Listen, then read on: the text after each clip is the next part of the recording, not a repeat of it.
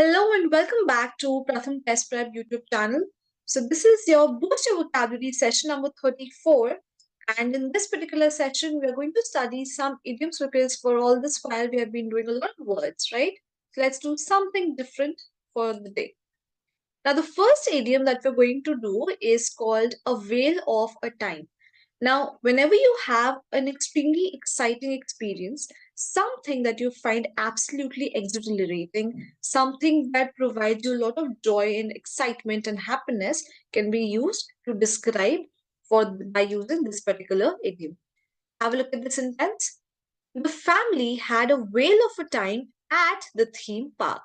So you're explaining how this particular family enjoyed a lot while they were at this particular theme park.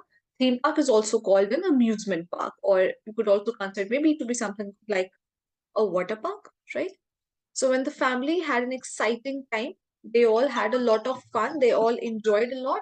To express that, we can use this particular idiom. Let's have a look at the next one. So the next idiom is ace in the hole.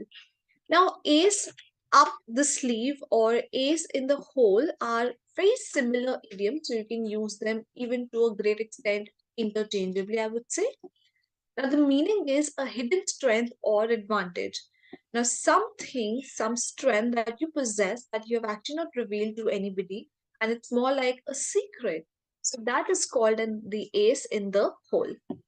They will win the game since their rookie goalkeeper is an ace in the hole. So the team does not know that the other team's goalkeeper is actually a hidden gem, and they have decided and they have planned the game accordingly that they know that the other team that they are actually going to win because the goalkeeper strength is to actually do what he is doing.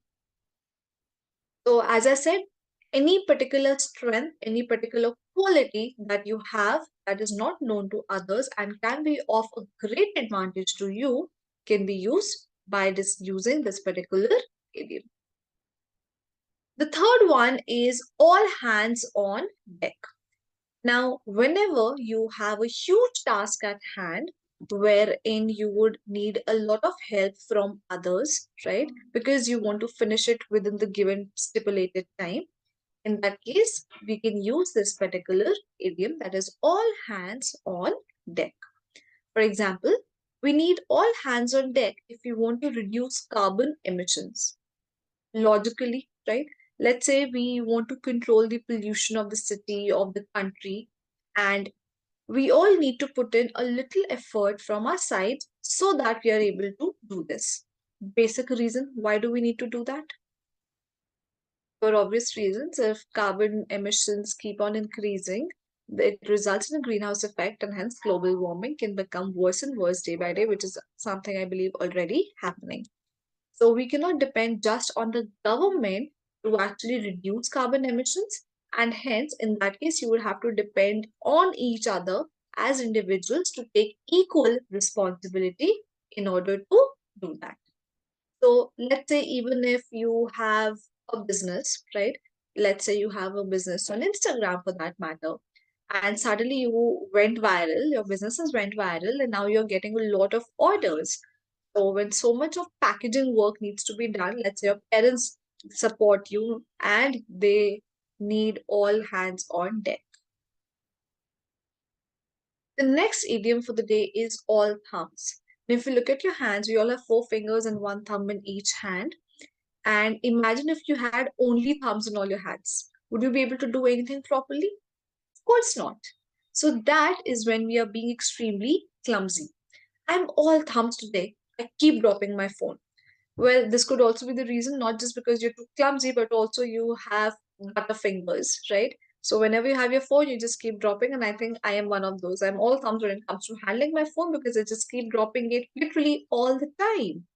So some of you might also have a similar problem, just like I do. Now, it does not always obviously have to involve dropping the phone. Whenever you are being extremely clumsy, you keep tumbling down, right? You keep limping, you are almost falling, you're getting hurt by whenever you are passing through a room. So all that can be used to describe by using this particular idiom that is all thumbs.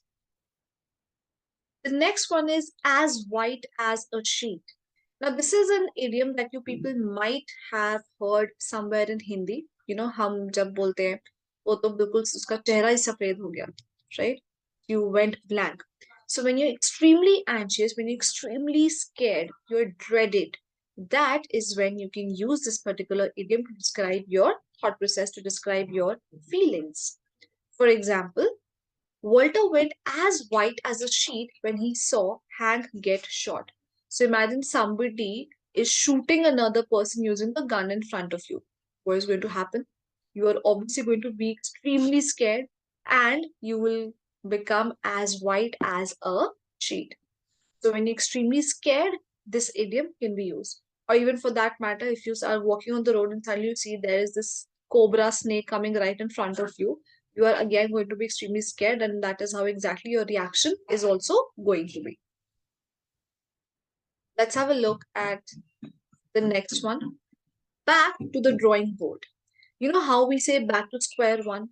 Why do we say that? Because whatever you did was of no use and you have to start from scratch one more time.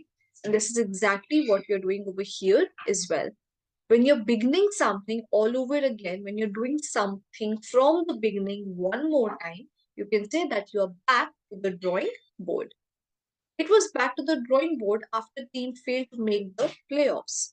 So the team had to start again, and that is exactly what happened. Now, I believe this is a time when we did not have laptops as such more in use, but we used to have desktops, personal computers that we used to use. And initially, not a lot of people used to have that UPS at home. So imagine you're working on a file and you have spent hours and hours making it, whether it was a Word file or PowerPoint presentation or an Excel file, and suddenly there's no electricity at home. So the computer goes off because there's again no UPS. What used to happen? All your data would get deleted and you would have to start from the scratch. You have to start from the beginning. And in that case, also, you could say, now I have to make my project or I have to make my PPT. Again, I'm back to the drawing board. So I know you guys are Gen Z and probably you don't relate this thing, but yes, people like us, oldies, have gone through all of that. The next one is beast of burden. Now, someone carries problems of other people. Now, let's say you have a lot of problems, but you are just done with them. You can't handle them any longer. And what do you decide? What do? You hand over your problems to someone else and you expect the other one to take your burden and to help you. I will never be your beast of burden. You have got to deal with your own problems. So you're saying, I can never be the person who can handle all your problems for you. I can just probably be there as a support system morally. But otherwise, it is your own individual fight, and you would have to manage and do it on your own. So obviously, when somebody says that to you blunt in your face, you might feel bad about it. But let's face it, the truth is that's a fact of life. You have to deal with whatever problems you are having on your own, and nobody else can actually help you with it for that matter. The next one is beat the clock. Now, let's say you were assigned a work to be finished by 27th of November, and you have been able to finish that by today. That's 24th of November. So you can say you have beat the clock. Now, what does it mean? It basically means that anything that you were able to finish before the deadline, before the last date, that is when we use this particular idiom. Have a look at the sentence. The paperwork was piled high, but she managed to beat the clock and finish it all. So the paperwork was a lot. She had to do so much of backlog. There was so much of backlog that she had to finish. And what did she do? She managed to finish it way before the deadline, and hence she was able to beat the clock. Another nice, interesting idiom, especially when you go to colleges and you have assignments to be submitted, you should beat the clock in that case because it always gives a good impression to your teacher and professors. The next one is beat red. Now, anyone who is extremely angry or anyone who is extremely embarrassed can be called to be beat red. When I say beet red, you're basically saying uska chehra laal pad gaya, right? Beet is beetroot wala red, it's extremely red. Darren went beet red when he saw the scratch on his car. So he got extremely angry because he realized that somebody has damaged his car and probably it was absolutely brand new. So he could not control his anger. So when you're extremely furious, when you're very, very angry about something, or you're very embarrassed about something, in both the cases, you can use this idiom.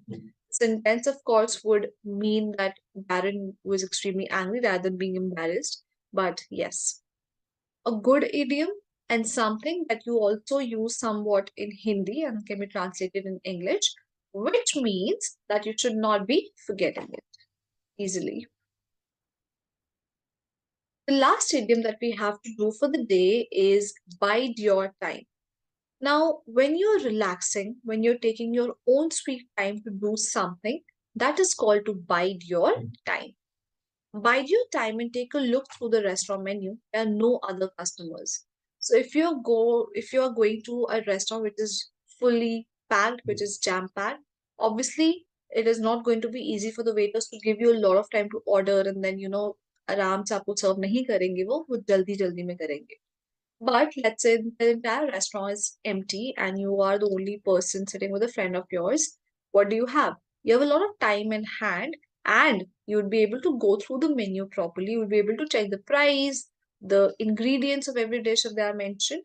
Why? Because there were no other customers. So you're chilling and you're doing things at your own pace.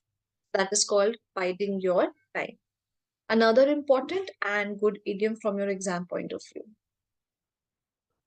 Well, that's all for today's video, and I'm going to see you in the next one. Till then, take care and good night. And yes, do not forget to subscribe to Pratham Test Prep YouTube channel, and do not forget to click the bell icon for more videos and more such updates. Thank you.